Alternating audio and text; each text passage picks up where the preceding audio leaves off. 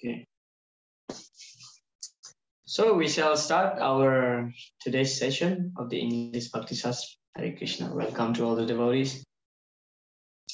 Om Jnana Timirandasya Jnananjana Salakaya Chakshur Unmilitam Jena Tasmai Sri Gurave Namaha Sri Chaitanya Manobishtam Stapitam Yena Bhutale Swayam Rupa Kadamahyam Dadati Swapadantikam Vandeham Sri Guru Sri Judapada Kamalam Sri Gurun Vaishnavamcha Sri Rupam Sagrajatam Shahagana Raghunatam Vitam Tam Sajivam Sadvaitam Shavadutam Parijana Shaitam Krishna Chaitanya Devam Sri Radha Krishna Padam Sahagana Lalita Sri Visakan Vitam Cha Hey Krishna Karuna Shindu Dinabhando Jagatpate Gopesha Gopika Kanta Radha Kanta Namostute Tapta Kanchana Gaurangi Radhe Vrindavaneshwari Vrishabhanu Sute Devi Pranamami Hari Priye Pancha Kalpatarubhyascha Kripa Shindubhya Evacha Patitanam Pavanebhyo Vaishnavebhyo Namo Namaha Jai Sri Krishna Chaitanya Prabhu Nityananda Sri Advaita Gadadhara Shivasadi Gaura Bhakta Vrinda Hare Krishna Krishna Krishna Hare Hare Hare Rama Rama Rama Hare Hare Srila Prabhupada ki Jai. Mukam karoti vachalam panglam hayate girim jat kripa tamang vande Shri Gurun Dinatar. Hare Krishna.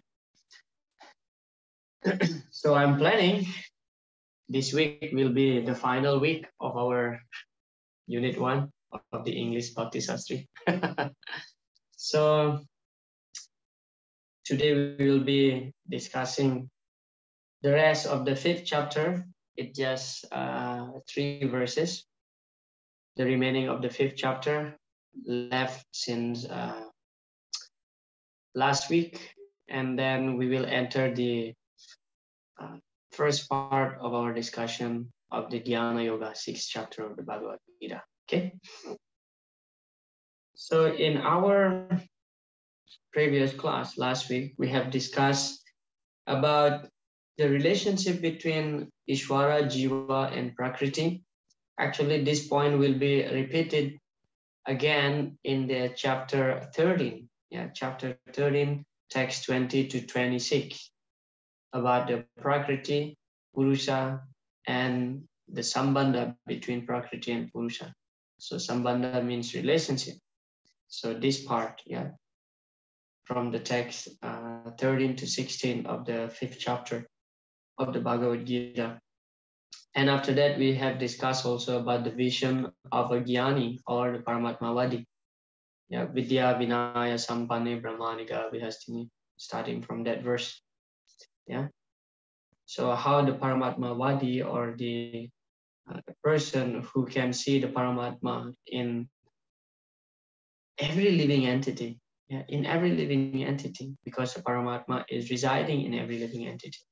Ishvara Sarva Bhutanam Hridise Arjuna Tishtati.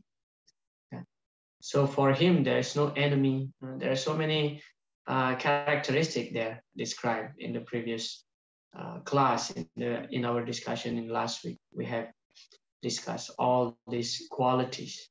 Yeah?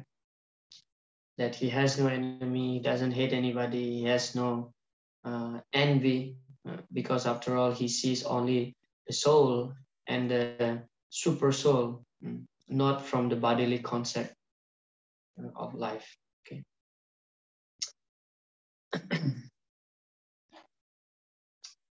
So still the remaining verses from chapter 5, yeah, karma sannyas yoga, or karma yoga in karma yoga action in Krishna consciousness. So this is from text number 27 to 29, introduction to Dhyana yoga and the peace formula. So the peace formula will be explained in the last verse of chapter 5, Bhuktaram Yagya Tapasam verse. And then from text 27 and 28 is actually introduction to Dhyana yoga. So basically we will be discussing about Ashtanga yoga, but ultimately the goal of practicing Ashtanga yoga is the samadhi, complete meditation of the lotus feet of the Lord. Yeah. Therefore, in chapter 6, yeah, Dhyana Yoga means actually meditating upon the Lord. In the beginning of chapter 6, we'll be discussing about mind. Yeah, because when we meditate, we are utilizing our mind. Okay. So Krishna introduces Dhyana Yoga at the end of this chapter, and will elaborate on it in chapter 6. He also presents the peace formula in the last verse. Himself is the supreme enjoyer and the controller, and is the beneficiary of all human activities. So this is the introduction of the Dhyana Yoga. Text 27 and 28. Studying all external sense objects, keeping the eyes and vision concentrated between the two eyebrows, suspending the inward and outward breath within the nostrils, and thus controlling the mind, senses, and intelligence. The transcendental is aiming at liberation, becomes free from desire, fear, and anger. One who is always in this state is certainly liberated. So, because this verse is very much connected with Ashtanga Yoga, I'm just taking this part of Srila Prabhupada's purport. Yeah. In the practice of the mysticism or yoga known as Ashtanga Yoga, which is divisible into an eightfold procedure called Yama, Niyama, Asana, Pranayama, Pratyahara, Dharana, Dhyana, and Samadhi. So that's actually the goal of Ashtanga Yoga, is Samadhi, or complete absorption of our mind to the lotus feet of the Lord. At the lotus feet of the Lord. That's the Samadhi. And that's the goal of Ashtanga Yoga. Yeah. So the chapter 6 entitled Dhyana Yoga means meditation. Yeah, thinking. Dhyana means to meditate. So let's analyze this. The Ashtanga Yoga. Yeah. Yama. Yama is social behavior. How you treat others and the world around you. There are some moral principles. Sometimes they are called the don'ts or thou shalt not. There are 5 yamas. So basically there are 5 yamas. Non-violence, ahimsa, truth and honesty, satya, non-stealing, asteya, celibacy, brahmacharya, and non-possessiveness, aparigraha. Yeah. So this is yama. Yama means just social behavior or something that prohibited that we have to follow. Yeah. Like ahimsa, satya. Satya means no lie, not stealing. Celibacy means not wasting one's semen. Yeah. And then niyama. Niyama is inner discipline. Yeah. So this is inner discipline and responsibility, how we treat ourselves. So yama is how we treat people outside. Yeah. So niyama is how we treat ourselves. These are sometimes called observance. The do's or ourselves. There are 5 niyamas. Yeah. Purity, saucha.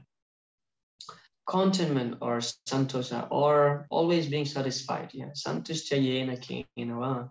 Austerity, tapasya. Study of the sacred text, swadhyaya. Yeah. This is also important aspect of niyamaya, swadhyaya.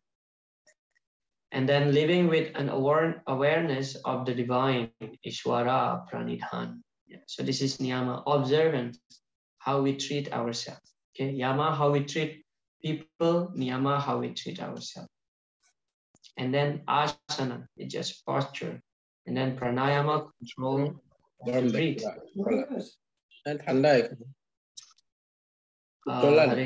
Others remain muted. Yeah, thank you. And then asana, pranayama, and then pratyahara means withdrawal of the senses.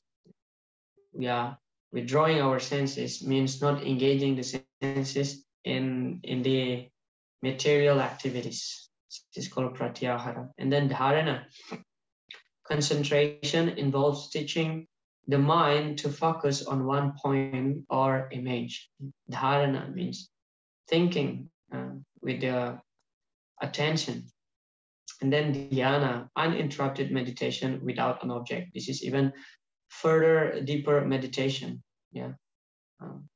Further form of dharana is dhyana, uninterrupted meditation.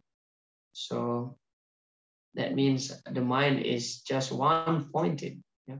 And then samadhi, absolute bliss. Samadhi is absolute bliss because by connecting oneself with the Supreme, one gets happiness. Yeah?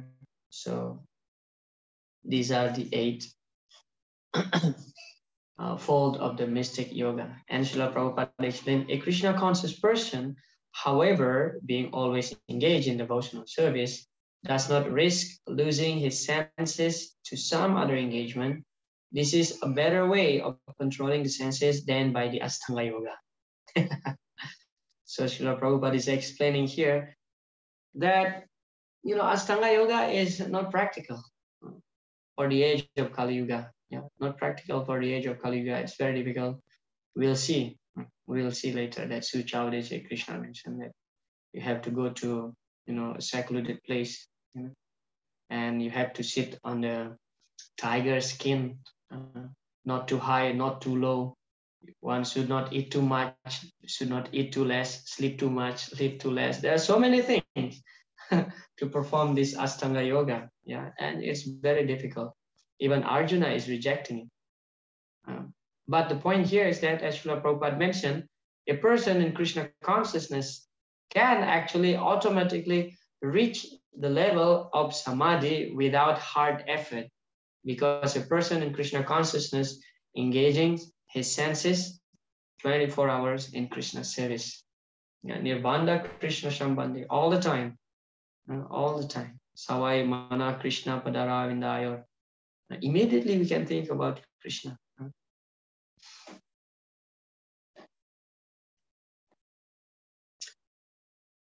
So this thing will be further described in chapter 6. And now Krishna is giving the peace formula to Arjuna, to all of us actually. Bhaktaram yagyatapasam sarvaloka maheshwaram shoridam sarvabhutanam gyatwamam santim richati. A person in full consciousness of me, knowing me, to be the ultimate beneficiary of all sacrifices and austerities. Okay, Bhaktaram, Yagya, and Tapasya. This Yagya and Tapasya meant to satisfy Krishna. And then Sarvaloka Maheshwaram, the Supreme Lord of all planets and demigods. And Suhridam Sarvabhutanam, the benefactor and well-wisher of all living entities, attain peace from the pangs of material miseries. So Gyatwamam, those who know these 3 things, these 3 facts, that, Krishna is the enjoyer of Yagya and Tapasya, is meant to please him actually. Yeah. Of course, there are even the Mayavadis more austere than us. Yeah, the Mayavadis more austere than us. But those tapasyas which are performed by the Mayavadis, they do not pleasing to the heart of the Lord, because they are not connecting that tapasya for the satisfaction of the Lord. In our Krishna consciousness also, we are performing tapasya, following the 4 regulative principles. This is tapasya, but that's favorable for our Krishna consciousness. Therefore, the tapasya is pleasing to Krishna. Getting up early in the morning for Mangalarati is also tapasya, right?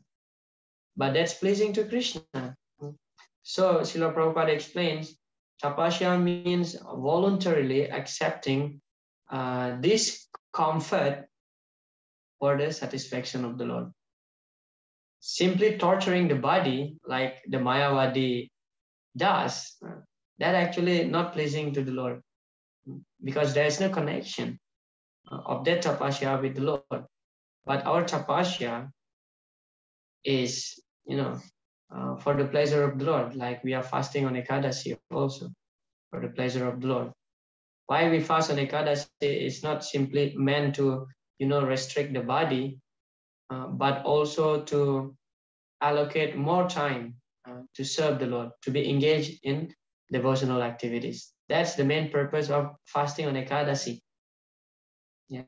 Not simply to fast, not simply to fast, but to reduce the demand of the body and allowing our body engaging in more time to serve the Lord and his devotees. Yeah. So yajna tapasam. And then when we know that Krishna is the owner of the entire world, so naturally we become humble. We understand that I'm nobody here. I don't possess anything. I'm born naked and I will die naked. Nobody is born nobody is born along with dhoti or along with pants. Nobody. Yeah. that's actually a proof that we have nothing. We have nothing in this world. So Sarvaloka Maheshwaram. Krishna is the owner of all planets. And then Suhridam Sarvabhutanam. He is the well-wisher. Our real friend is Krishna. Yeah, Suhridam Sarvabhutanam. In Sanskrit, this the word friend is actually the words. There are different words is used to describe friends. There is the word mitra. There is the word bandhu. There is also suhridam. So bandhu means like, okay, normal friend. You know, okay, you are my friend, I'm your friend. That's it. Just normal relationship, friendship. And then mitra means when there is friendship, relationship with the motivation of getting something from that person. Mitra. There is reciprocation to get something, and that person must give something. This is mitra. But suhridam means we simply care. Well-wisher. We want that person. We want the happiness of that person. This is called suhridam. Yeah, suhridam. The well-wisher. Okay, if we know these three things, Yatwamam Santim Richati, person can attain peace. Yeah. Srila Prabhupada explained a pure soul is the eternal servant of God as his fragmented part and parcel.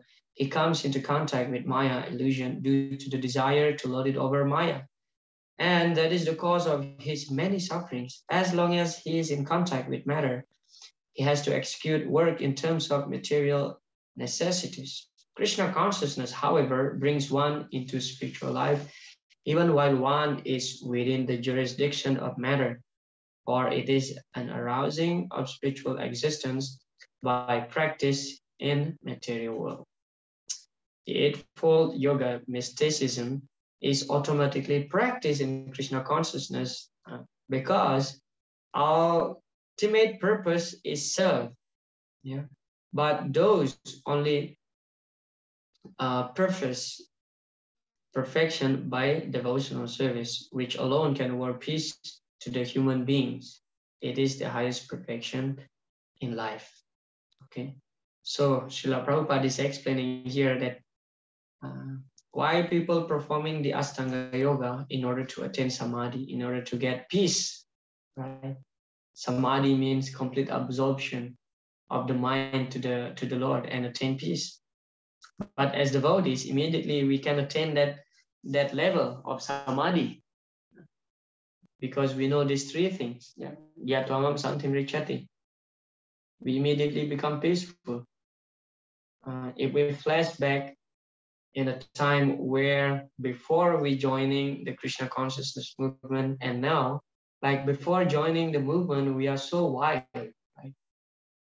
No peacefulness, no santi.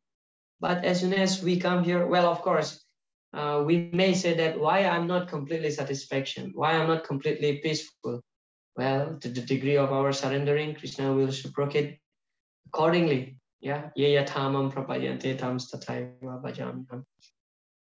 So the point that Srila Prabhupada made here is that devotee, even in the beginning stage, is actually already attained the topmost result of the Ashtanga Yoga, which is Samadhi.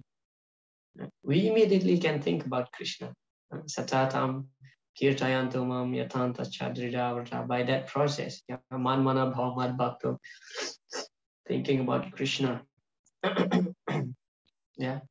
Therefore, what is that? It is described by Krishna to Arjuna in the second chapter, actually.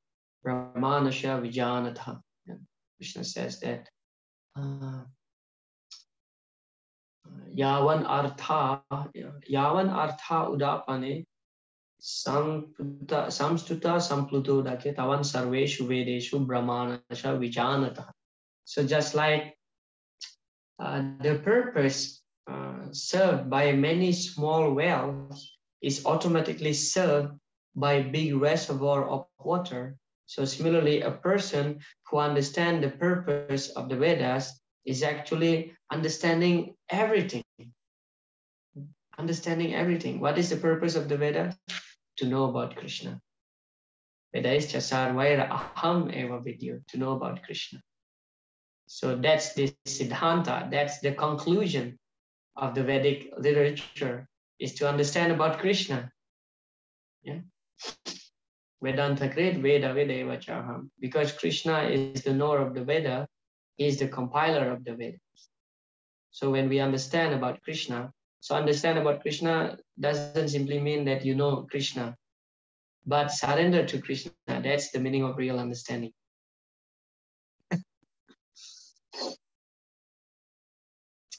All right. Just like a father says, my dear boy, why you are acting independently, foolishly, you are suffering. Just surrender unto me. I shall give you protection. Similarly, Krishna is a friend, like a father. He's always asking, and he's going with me in every type of body, in the form of Paramatma.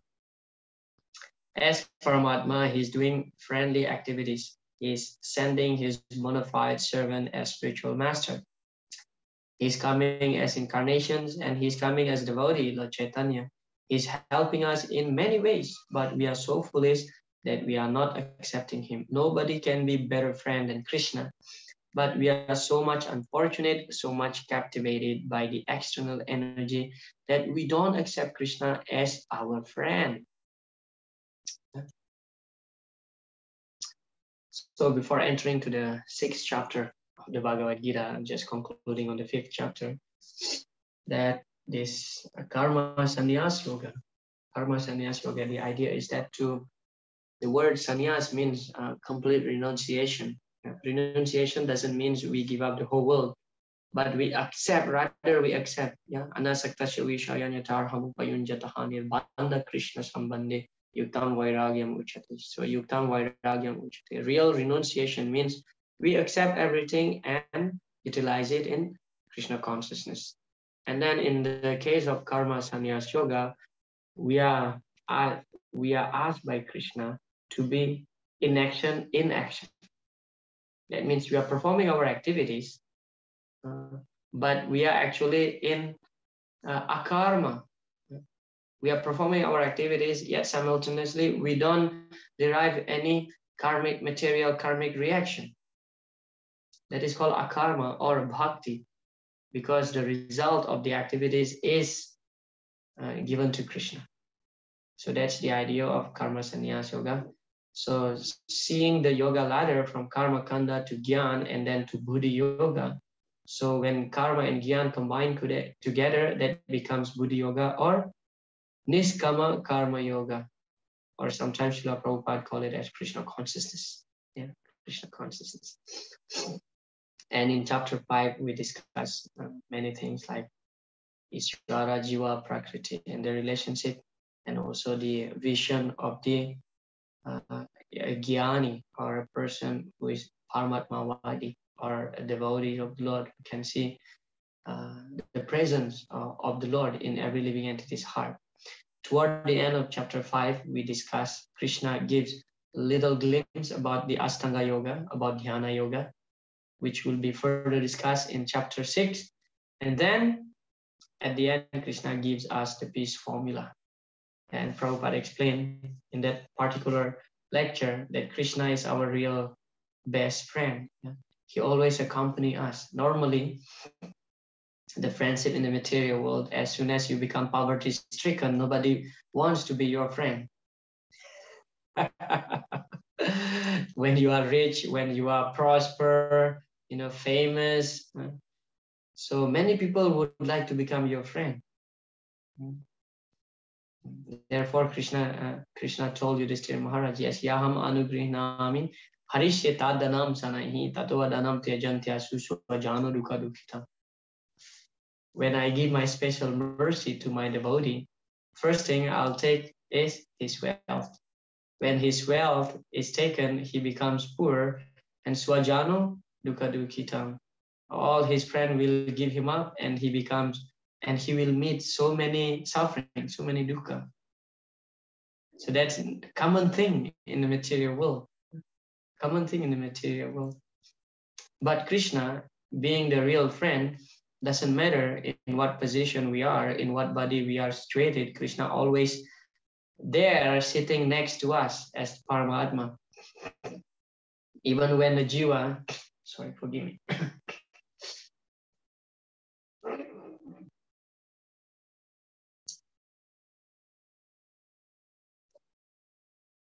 Even when a jiva accepts the body of a worm and living in the stool, still Krishna accompany that jiva in that stool. That's the proof. Actually, he always our friend. He never give us up at any point, never.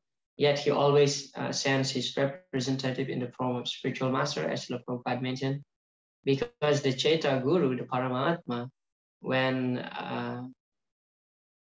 he really wants to manifest his mercy upon us, so he appears as the living Guru. The Chaita Guru becomes the living Guru. Yet, Srila Prabhupada explained, yet we always, rejecting Krishna's invitation. Just like father, oh, my dear son, come here. I have so much wealth for you.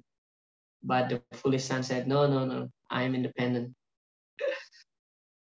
I want to struggle. Okay, that's the end of chapter 5. Now, continuing the discussion on the brief explanation about Dhyana Yoga in the last part of the 5th chapter. So continue here on Dhyana Yoga. In the first 5 chapters, Krishna has explained Buddha Yoga, working with one's consciousness fixed on him and without further desires.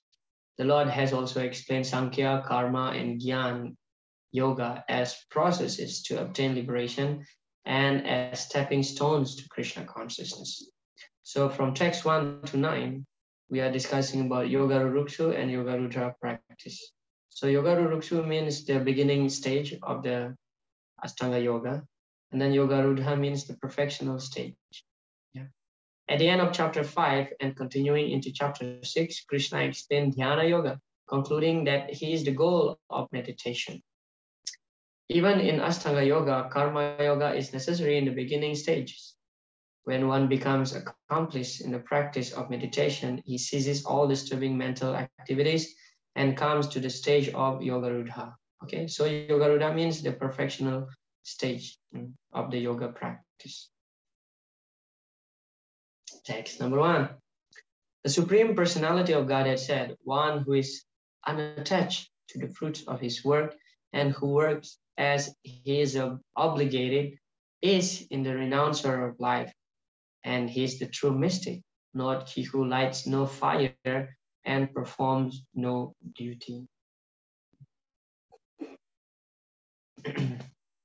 In this chapter, the Lord explains that the process of the Eightfold Yoga system is a means to control the mind and the senses. Okay, so this is clear. Srila Prabhupada explained what is the purpose of yoga is to control the mind and senses. However, this is very difficult for people in general to perform, especially in the age of Kali. Although the Eightfold Yoga system is recommended in this chapter, the Lord emphasizes that the process of Karma Yoga or acting in Krishna consciousness is easier. Yeah, because nobody can sit more than 2-3 hours maximum in Kali Yuga. Yeah, we are so restless. Therefore, this Ashtanga yoga is not so practical, especially in the age of Kali Yuga. Regarding the phrase lights no fires, here it is, refers to Brahmanas. One of the prescribed duties of the Brahmanas, of the Brahmana Varna, is to perform a daily Agnihotra, fire sacrifice. Yeah, daily Agnihotra, daily. That's tough. Krishna is again explaining that one who is unadvanced thinks, I have knowledge, I do not have to perform my duty. Rather, an advanced soul perform his duties with detachment. Yeah. Text number 2. What is called renunciation, you should know to be the same as yoga, or linking oneself with the Supreme. So now here in the translation of this verse, Srila Prabhupada is revealing the real meaning of yoga is to link ourselves with the Supreme. Yeah.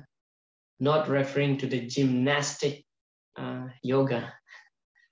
Osano Pandu, for one, can never become a yogi unless he renounces the desire for sense gratification. Interesting. Yeah, this verse is very interesting. Nowadays, people going to the so-called yoga club, you know, with such and such type of yoga pants, yoga mat, yoga clothes, this and that yoga. And men and women are mixing. Then how that can be called yoga? First of all, there's no connection with the Supreme. Secondly, is that the purpose of yoga is to control the senses, to become a renounced person. But when we mix together with the opposite sex, what comes to mind is only enjoying the opposite sex. Yeah. So the so-called yoga club in the modern days is actually, as Srila Prabhupada mentioned, this is bogus. This is bogus because that's just a disguise actually of sense gratification on the name of yoga. Yoga means you meditate, concentrate your mind on Krishna, and ultimately you have to be able to control your senses and become a renounced person. If that goal is served, then that practice can be called as a bona fide yoga. That's Srila Prabhupada's explanation. Real sannyas yoga or bhakti means that one should know his constitutional position as the living entity and act accordingly. Therefore, when one is in complete knowledge, one ceases all material sense gratification. Yeah, immediately in the pratyahara level. Okay, pratyahara means controlling one's senses, or renounces all kinds of sense gratificatory activities. This is practiced by the yogis who restrain the senses from material enjoyment. But a person in Krishna consciousness has no opportunity to engage his senses in anything which is not for the purpose of Krishna. Therefore, a Krishna conscious person is simultaneously a sannyasi and a yogi. So Srila Prabhupada is glorifying the bhaktas here compared to the yogis. Yeah. So of course, Srila Prabhupada is talking about a very serious devotees here. Yeah, sincere devotees. Yeah. A person in Krishna consciousness has no opportunity to engage his senses in anything which is not for the purpose of Krishna. That means 10%, 100% Krishna conscious. Yeah, 100% Krishna conscious. Text number 3. For one who is a neophyte in the Eightfold yoga system, work is said to be the means. So this is in the yoga ruruksu stage. Yeah. Therefore, we find the explanation that karma is needed in the imperfected stage of yoga practice. And for one who is already elevated in yoga, cessation of all material activities is said to be the means. Okay. So yoga rudha means the perfection of yoga. So one can cease material activities automatically. But for those who cannot, still in the imperfect stage, so one must perform karma and The art is that to connect the result of that activities for the satisfaction of the Lord. Yeah. Srila Prabhupada says, according to various elevations, different parts of the ladder are known by different names, but all in all, the complete ladder is called yoga and may be divided into three parts, namely Jnana Yoga, Dhyana Yoga, and Bhakti Yoga. The beginning of the ladder is called the Yoga Ruruksu stage, and the highest round is called Yoga Rudha. Okay. Bhakti is the Yoga Rudha perfectional stage, perfected stage of yoga. Yeah, Bhakti. A Krishna conscious person, however, is situated from the beginning on the platform of meditation or samadhi, yeah, because he always thinks of Krishna, and being constantly engaged in the service of Krishna, he is considered to have ceased all material activities. Now, this explanation is hinting upon those who are advanced devotee who doesn't forget Krishna even a moment. Those who already realize the statement of Smartavya Satatam Vishnu Vismartavyo Na Jatuchit. Always remember Vishnu and never forget Vishnu. Therefore, Srila Prabhupada mentioned here, devotee immediately can attain that perfectional stage of the Ashtanga Yoga, which is Samadhi. Samadhi means complete absorption at the lotus feet of the Lord. And because devotees are engaged 24 hours in the service of the Lord, so his mind is always absorbed in the Lord's thought.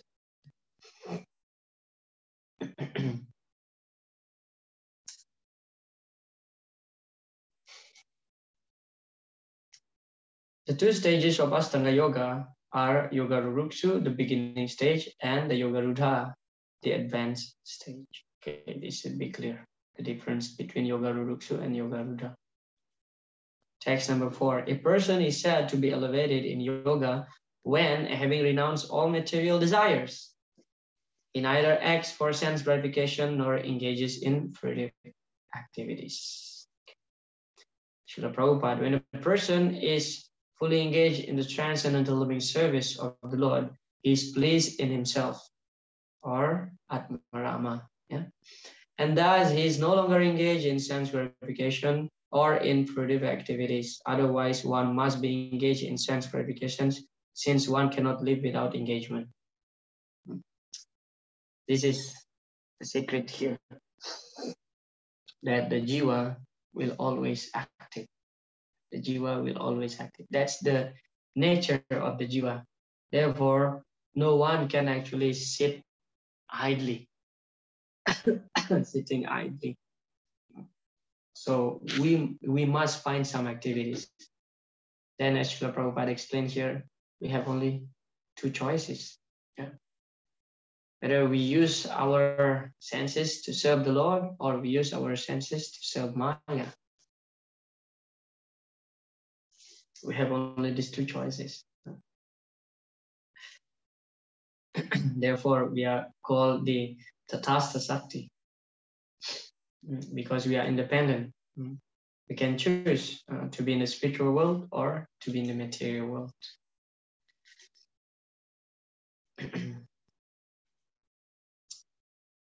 One must deliver, text number 5, one must deliver himself with the help of his mind and not degrade himself. The mind is the friend of the conditioned souls and his enemy as well. Yeah. So the mind is just like a knife. The mind is like a knife. If we know how to utilize a knife properly, we cut the vegetables, cook the vegetables, offer it to Krishna, so we feed our belly, we become happy. But if the knife is held by a drunk person, for example, so he may kill somebody. Yeah. So the mind is like a knife, depending on how we are utilizing it. So similarly, in the next verse, we'll find when the mind is enemy, when the mind is our friend. Yeah. So because when we talk about meditation, we cannot neglect the mind. One must deliver himself with the help of mind. Yeah. The mind is the central point of yoga practice. Atma refers here to the mind. The purpose of the yoga system is to control the mind and to draw it away from attachment to sense object. Now, text number 6, revealed. Yeah. Bandur atmat manastasya yanat maivat manajitaha. Anat manastu satruve vate tatmaiva satruva. For him who has conquered the mind is the best friend. But for one who has failed to do so, his mind will remain the greatest enemy. Yeah. So that's the state when the mind is our friend and when the mind is enemy. If we can control our mind, the mind becomes bandhu. If we fail, the mind becomes satru. Yeah. Prasangam ajaram pasam atman kavayo vidu. Sa eva shadushu krito moksha dwaram apavritam. Yeah. The Bhagavatam explained that this world can bind us, but this world also can liberate us. For those who are intelligent, atmana kavayo viduhu, those who possess knowledge, they will utilize this world and offer everything to Krishna, and moksha dwaram apavritam. The gate, the door for liberation is open. Yeah. Prasangam refers to that which can bound. Prasanga means that which can bound. Yeah. So money can bind us, but money also can liberate us, right? Depending on how we utilize, like knife, how we utilize. So the mind also, depending on how we utilize. The mind can be means of our deliverance. The mind also can be means of our bondage in the material world. Prabhupada, the purpose of practicing Eightfold Yoga is to control the mind. If we observe, actually, if we analyze Srila Prabhupada's purport from the beginning of our session of this Dhyana Yoga or Astanga Yoga, Srila Prabhupada repeatedly mentioned the purpose of yoga, the purpose of yoga, the purpose of yoga is to control the mind and senses. Yeah, to control the mind and senses. Is to control the mind in order to make it a friend and in discharging the human mission. Unless the mind is controlled, the practice of yoga for soul is simply a waste of time. Sorry. One who cannot control his mind lives always with the greatest enemy, and thus his life and its mission are spoiled. So what is the mission of human life? Yeah, we have to understand. Well, of course, we being in ISKCON, in Krishna consciousness, we heard this from time to time over and over again. What is the purpose? What is the goal of human life? Yeah. Nayam deho deha bhajam riloke kastan kaman arhati vidbhujam ye tapo divyam putrakayena satvam sudya dyasmat brahma sokyam tvanantam. The purpose of human life is not for sense gratification. Sense gratification is available for the vidbhujam, the stool eater. Therefore, my dear sons, Rishabhadev Maharaj said, my dear son, tapasya, perform tapasya. Tapo divyam putra kayena sattvam. Perform tapo divya. Not simply tapasya, but tapo divyam. Tapo divya means that tapasya, that austerity, in connection with the divine, in connection with Krishna. When I went to Varanasi for the first time in 2014, yeah, I was witnessing so many, Babajis without cloth. It was winter without clothes, and they eat only plain dough. They make from they beg. They beg, and people sometimes give rice, sometimes give flour, and from flour they make dough without salt, without sugar, without tomato, without anything. Just that dough, they make ball, and then they just bake it, and they eat only that. Such a tapasya, such a tapasya, but that's simply tapasya torturing the body. Our tapasya is tapo divyam. Get up early in the morning is tapasya, but that's tapo divyam in connection with Krishna. We are eating only prasadam, that tapasya. That tapasya. Do we realize that is tapasya?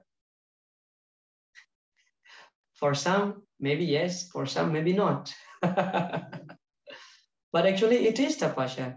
It is hard to maintain the standard of taking only prasadam, because our tongue is, even here in Mayapur, devotee still loves to eat this potato chips, like Lay's, for example, a very famous brand, Lay's.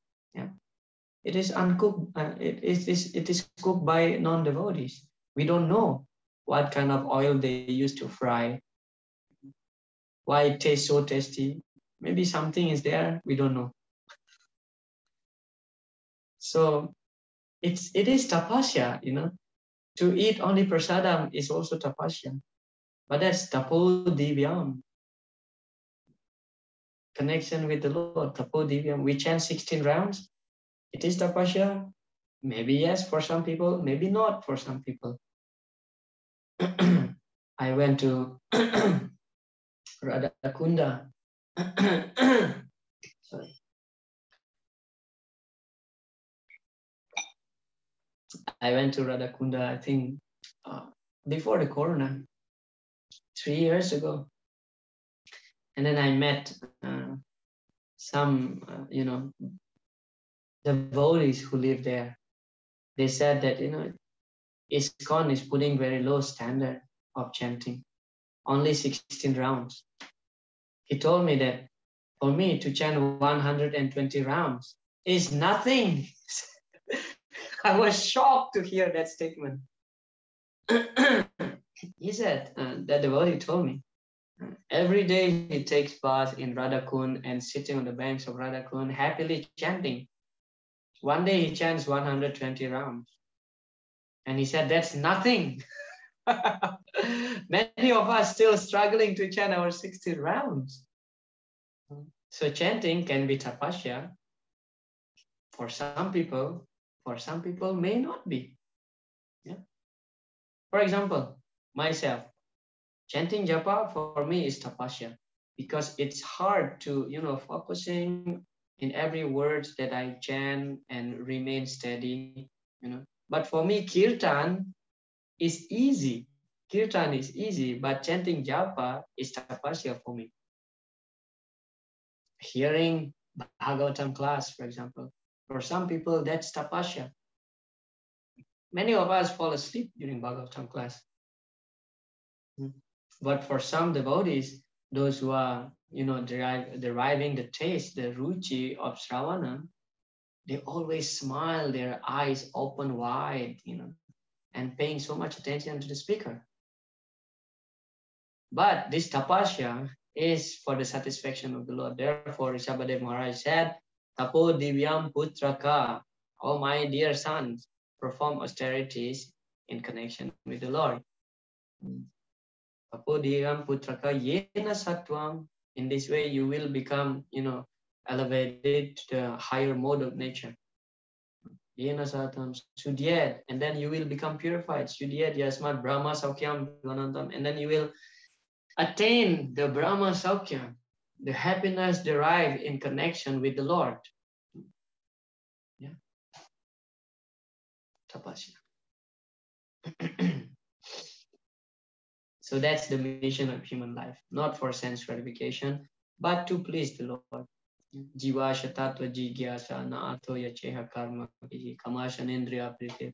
That's another verse also regarding the goal of human life. There's so many verses actually explaining the goal of human life, but ultimately the goal of human life is to perform devotional service. That's it. Yeah. Text number 7. For one who has conquered the mind, the super soul is already rich, for he has attained tranquility. To such a man, happiness and distress, heat and cold, honor and dishonor are all the same. Agama paino nityas tam titik sasva bharata. Sama dukkha sukham dhiram so amrita tvaya kalpate. Yeah. Dukkeswa anudvigna mana sukeshu vigata spiha. Vitharaga baya krodha stitadir munir uchyate. Yeah. All these are explained in second chapter. Yeah. When we can be equally disposed toward happiness and distress, honor and dishonor. What is that? Labo labho jaya jayo. Being conquered or conquered, loss and profit. Yeah, when we can be equipoised with all these dualities in life. So the super soul is already attained, as here mentioned. Yeah. Sama dukkha sukham dhiram so amrita tvaya kalpate. For that person who can tolerate or act equally upon happiness and distress, liberation is guaranteed. Yeah. Amrita tvaya kalpate. I'm sorry, I'm having a little bit mucus in my throat. Purport. When the mind is misled by the external illusory energy, one becomes entangled in material activities. Therefore, as soon as one's mind is controlled through one of the yoga systems, one should be considered to have already reached the destination. Okay. Text number 8. A person is said to be established in self-realization and is called a yogi or mystic when he is fully satisfied by virtue of acquired knowledge and realization. Such a person is situated in transcendence and is self-control. He sees everything, whether it be pebbles, stones, or gold, as the same. This is such a very elevated realization. Of course, we still enamored by sense gratification will differentiate, right, between stone and gold. But a real intelligent person, as described by Chandakya Pandit, yeah, Matrivat paradareshu paradraveshu losravat atmavan sarvabhuteshu yapashyati sapanditaha. So yapashyati sapanditaha, a person who sees in that way is considered to be a pandita, a learned person. What kind of people? What kind of person? Matrivat sarvadareshu, seeing all women except his wife to be mother. This is the first thing. Matrivat paradareshu. And then seeing somebody's wealth just like equal to stones in the street. When we see people's wealth just like pebbles in the street, our life will become so peaceful. The moment we see somebody's wealth to be something that very valuable in our life, so we are actually in danger because we are wanting somebody's possession. Yeah. And then Atmavan Sarvabhutesu, when we treat other entities as how we treat ourselves. So that person is real intelligent person. That means we are not causing any harm to other living entities because we don't want to harm ourselves, right? So this is called Tattvam Asi. We treat others like how we treat ourselves. Yeah.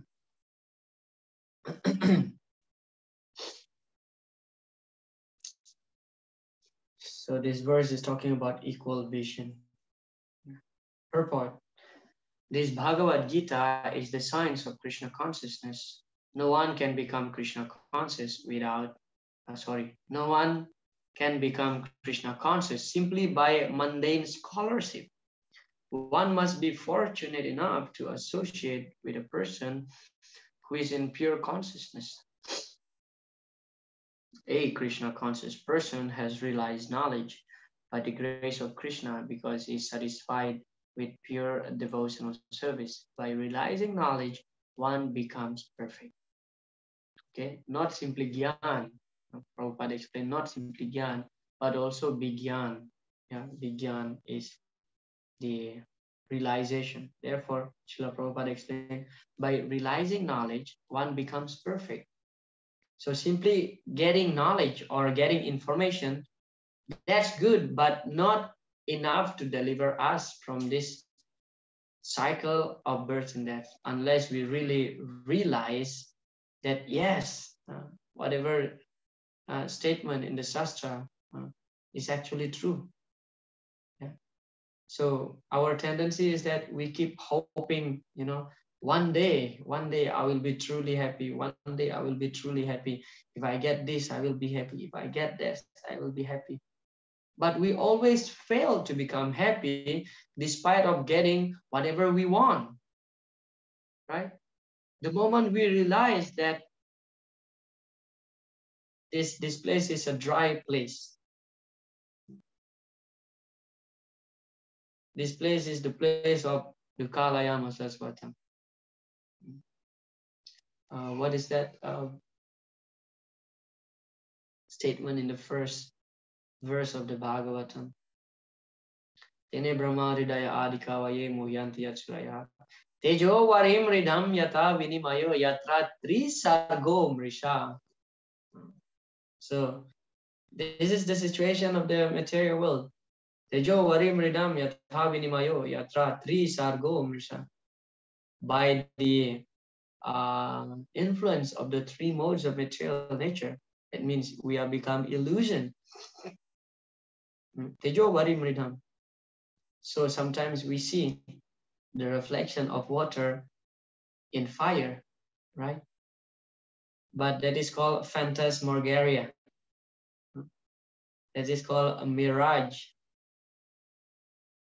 Just like in the desert, we see and far away that there is water. When we go to that place, there is no water there. But when we look to other direction, there is water there. So we go again to that place, but there is no water.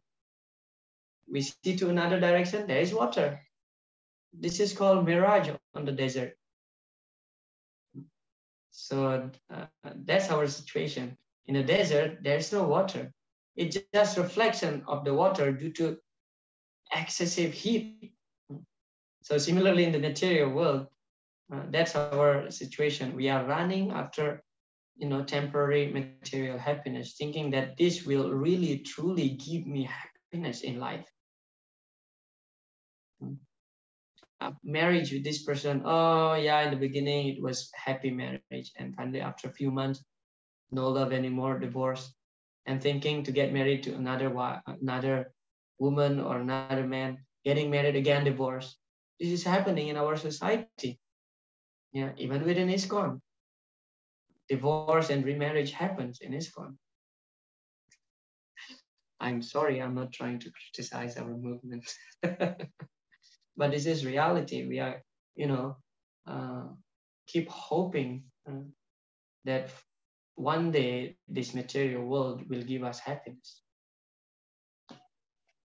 which is, Srila Prabhupada explained, we are imagining flowers in the sky. Flowers in the sky. There's no flowers in the sky. But it's just our imagination. So realize knowledge is very important. In order to attain perfection, we must realize this knowledge. We may not at the time being realizing completely whatever discussion that we have so far. in our life while performing our, sadhana, this and that. But through constant hearing, actually, through constant hearing, one day we'll get realization. Yeah. Text number 9.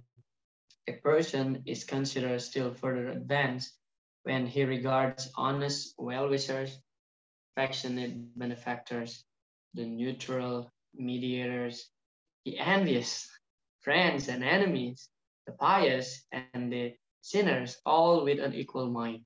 This is absolutely far from our tolerance, from our imagination, from our standard. Yeah. The previous verse talking about, okay, if you see gold, stone to be with equal vision, you are considered to be advanced. But this even more advanced, seeing enemies and friends in equal vision. Wow, this is wow verse. Srila Prabhupada explained, yes, this is the sign of advancement.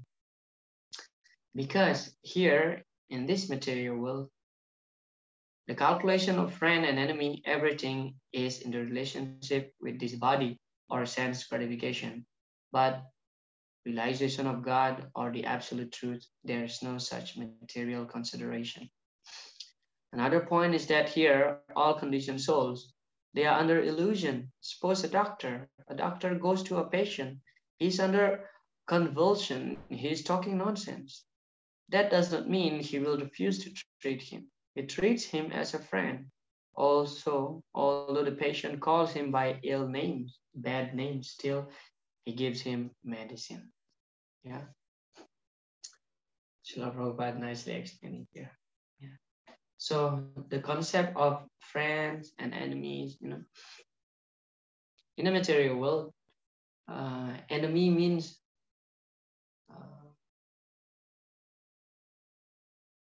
no, I meant to say this is the standard of well, I would say people's thought. Yeah, the friend of my enemy. The enemy of my enemy is my friend. Finally, I got the words. The enemy of my enemy is my friend. That's the general thought in the material world. Yeah. Did you get that? The enemy of my enemy is my friend. But an advanced person in spiritual practice, so will not see, enmity, friendship. It's equal actually, because after all, everybody is jiva. Rather, an advanced person will feel compassion toward an envious person. Oh, that jiva is suffering so much.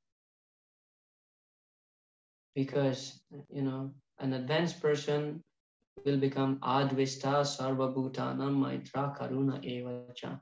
So he's advesta, non-envious to all living entities. Sarva bhutanam maitra karuna evacha. He wants to become the friend of all living entities. Karuna evacha, and he's so merciful. So non-enviousness. Because envy is like this, Envy is, if you envy to somebody, it's like this. Just like you are preparing poison for that person.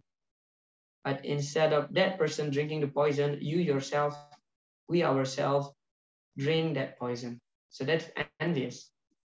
Actually, an envious person can never be peaceful, because of, his own mind thinking that this guy is my enemy. Although that person is not thinking that he is his enemy, no. But the moment we envious of others, whatever that person whom we envy done, although it is correct in our eyes, it will be always wrong. Yeah, envious, and we try always to pull down the legs of that person. Yeah, this is envious. And who's suffering? Not that person, but we suffer. We always suffer, yeah, due to envy. There is one story. There is one story from South India. So there's one Brahmana in South India. I heard this story a long time ago, told by one devotee on a Bhagavatam class. I still remember that. So there is one Brahmana in South India. So every day he used to perform, his sadhana. He will take bath in a pond, and after taking bath, so he will chant his Gayatri. So in one afternoon, he went to the pond. He wanted to take bath, and then he sees a scorpion. A scorpion was drowning in the water. So this Brahmana tried to save this scorpion. And when this Brahmana lifted the scorpion using his hand, so the scorpion sting his hand, and then naturally he give up, and the scorpion falls to the water again and drowning again. And then this Brahmana again tried to help, tried several times. He got sting, and finally he manages to move the scorpion to the land.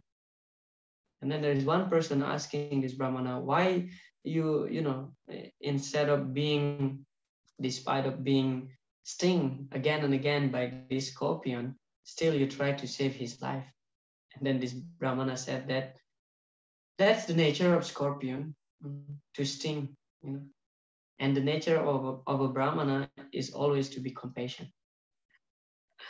So the moral of the story is that an advanced person in Krishna consciousness, doesn't matter, somebody may envious of him, somebody may doesn't like him, but he will always be merciful toward that person.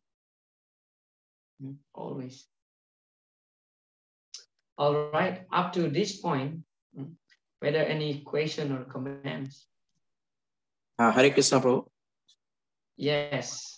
Hare Krishna Prabhu. In verse 529, as you tell that, verse tell that Krishna is Sarva Loka Maheswaram. As Krishna has possessed all the opulence, all energy, he is Yugakshama Bahai, he is all powerful, he is a protector. Knowing all that quality, without asking, Krishna give everything to his devotee by doing bhakti only. How one can become pure niskam? Because when a person has nothing to give in return, he has nothing to in his possession. Even that person love him, then okay, he is niskam. But Krishna has possessed all the opulence, he is all powerful, he is a protector. He is ready to give everything to his devotee. In that case, Prabhu, it look like that in the name of niskam, people, Krishna bhaktis are certainly sakam bhakti, because Krishna give everything without asking anything. So in the name of niskam, people is granted that he is give everything because Krishna is ready to give everything. In Srimad Bhagavad, in the case study, all the devotee always in win-win position, because they get either they are profiting spiritually or in materially. Because therefore people definitely love Krishna. If Krishna has nothing to give anything to his devotee, even though people love him, then it is called niskam. Because we know that Krishna gave everything. If we don't ask even, then indirectly it look like sometimes it is sakam in the name of niskam. Please give something. Hare Krishna. Hare Krishna. Very interesting observation. Name of niskam. We are becoming sakam. Yeah. The understanding is like that. A very valid point, actually. Very nice question. Thank you so much. Appreciate that. It's like this, for our maintenance, we should not worry, actually. Krishna will always fulfill whatever our needs, even without we ask that.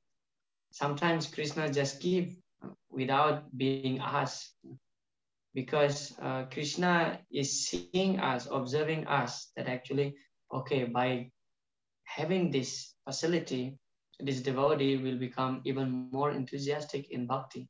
So why not? Sometimes Krishna just give us something seemingly without any reason, but there's always reason behind it. So it is not sakama when we remain detached. But the moment we attach with that thing which is Krishna gives to us, then that becomes sakama. One may float on money, you know, the body can float on money, but if he remains detached from that money, he's always, you know, niskam. But when one becomes attached to whatever Krishna gives, materially speaking, to whatever Krishna gives, when one becomes attached, then that is called sakama. Yeah. Although we artificially never ask to Krishna anything, but when we become attached to that, that becomes sakama. But niskama means, okay, if Krishna gives, I will accept and use it in Krishna's service. If Krishna doesn't give me, that means I'm not deserved to get that thing. So no problem.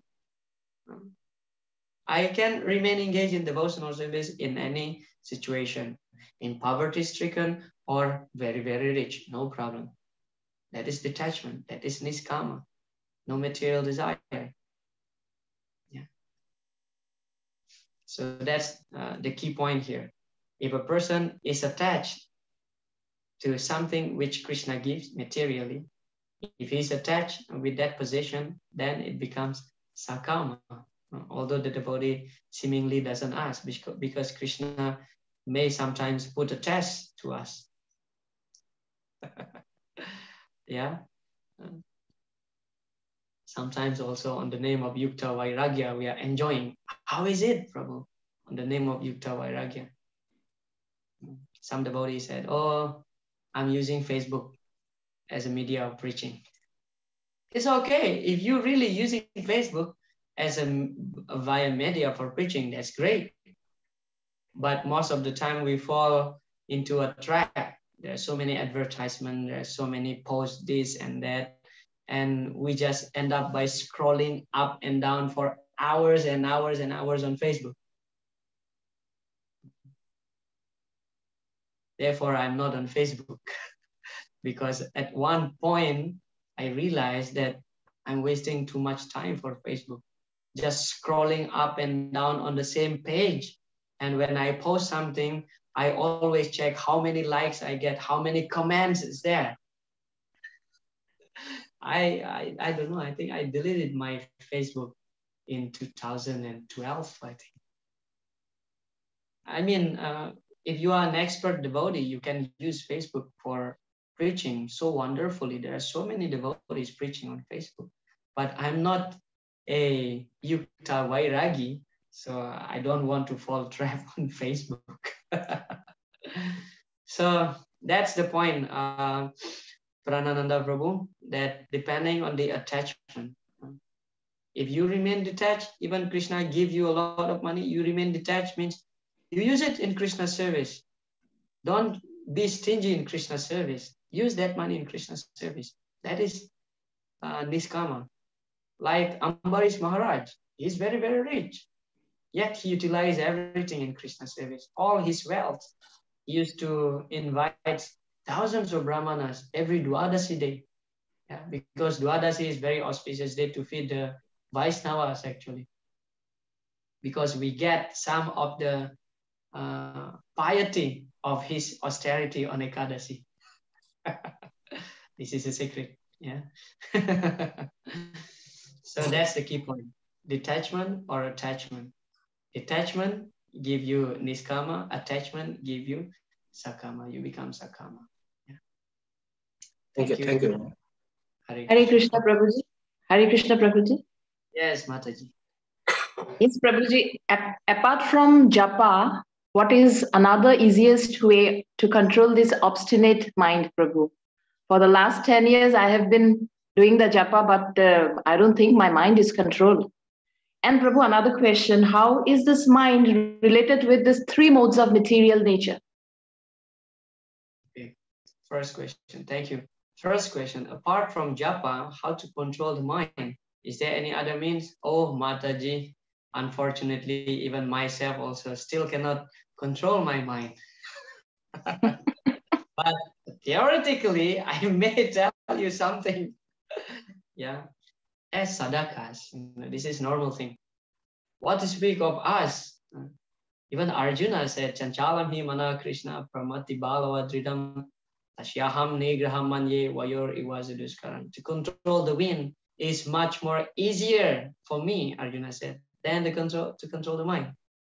But Krishna tells Arjuna in the next verse, Asansayam mahabaho manodurni graham chalam abhyasena tu kaunteya vairagyena chagrihati. So this is the answer. Apart from japa, what is the means to control the mind? Abhyasena tu kaunteya. Abhyasena means through suitable practice. We train our mind. Okay, especially hearing. Train our mind. Okay, sometimes we try to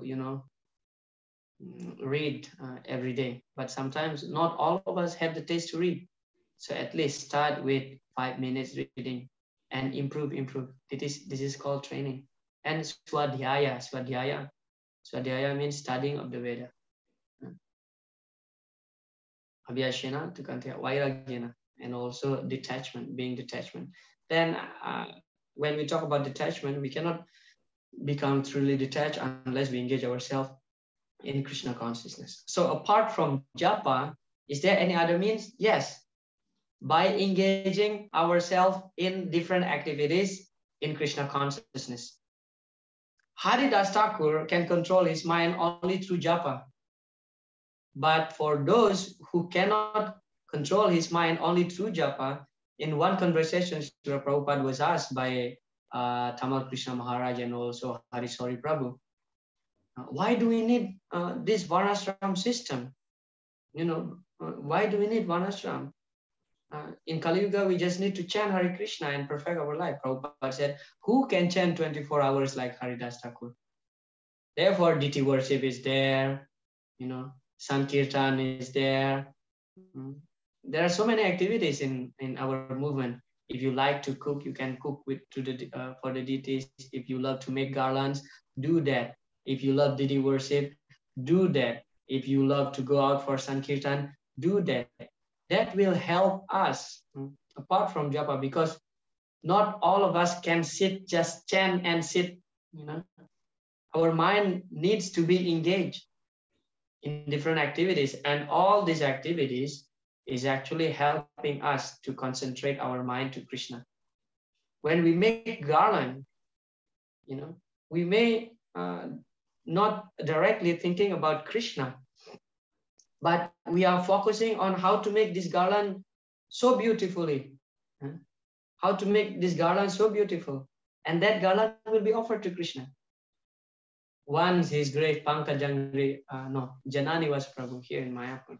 He was explaining, just like a person who's doing account for the temple, a devotee who is doing account for the temple, when he's doing account, he may not directly think about Krishna. But because that account matter is related to the temple, and that is Krishna's temple, so he is considered to think about Krishna. Because he's dedicating his activities for Krishna, therefore we consider him to be thinking about Krishna. So apart from japa, we have to engage ourselves in different activities, because that activities actually will help us to concentrate our mind to Krishna. And Prabhuji, thinking about Krishna very spontaneously, is this a perfect stage of life, Prabhu? Yes, that's the perfect stage of life. But we may not be in that stage at the moment, and that's quite natural, because for millions of lifetimes, we have been trying to forgetting Krishna. Yeah. So that's my answer, corresponding on Krishna's answer to Arjuna, that Swadhyaya Abhyasanam Chaiva. What is that? Abhyasena tu kaunteya vairagyena chagrihati. Yeah. By training. Training means engaging ourselves in different activities. And regarding your second questions, by the way, time is over. For those who wants to leave, you are allowed. For those who wants to stay for a few minutes, I'm just responding to this second question from Mataji. How do our mind is? Connection with the three modes of material nature. connected with the three modes of material nature. How do our mind connected with the three modes of material nature? This is called the Karana Guna Sangasya. Yeah. Karanam Guna Sangasya Sadasad Yoni Janmasu. So Guna Sangha means we are associating with the modes of material nature, especially the mind. And how the mind is connected with the modes of material nature, it's actually by its influence. We are connected by its influence. Yeah. And then to the level of our sincerity in understanding and practicing our Krishna consciousness philosophy and Krishna consciousness practice. So therefore, Sagunan Samatit Yaitan Brahma Bhuyaya Kalpate Mam Chayo Vya Vicharena. Yeah. Our focus now is that not concerning so much how my mind is situated in Sattvam, Rajogun, or Tamogun, but of course, answering that question is that how the mind is connected with the three modes? By its influence. Okay, by its influence. We are being influenced. That's how we are connected. When we are influenced by the modes of Rajogun, for example, our mind becomes so much, passionate, angry. When our mind is influenced by Sattva Gun, so our mind becomes Santi, we think clearly. And that's also depending on the environment where we stay and also the different period of time during the day. Therefore, we have nice experience. Our japa will be very, very nice early in the morning because the mode of Sattva Gun still influencing most of our minds. Yeah. And environment also like that. When we live in a big city where everybody is rushing early in the morning for work, then it's impossible to remain in Sattva Gun. So how do our mind connect it? Is through its influence, depending on environment and also period of time during the day. But our concern is that not how our mind is influenced by the three modes of material nature, but we try to surpass this. Sagunan Samatit Yaitan Brahma Bhuyaya Kalpate. Krishna will explain that in the chapter 14. Yeah. But how to transgress this, transcend the three modes of material nature is Mam Chayo Avya Vicharena Bhakti Yogena Sevate. By engaging ourselves in undeviated, undeviated devotional service. We may now not thinking about Krishna 24 hours, but we are trying, right?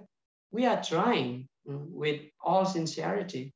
And one day, we have to be very hopeful that one day, everybody, will become pure devotee by following our sadhana strictly. Yeah. Thank you, Prabhuji. Hare Krishna.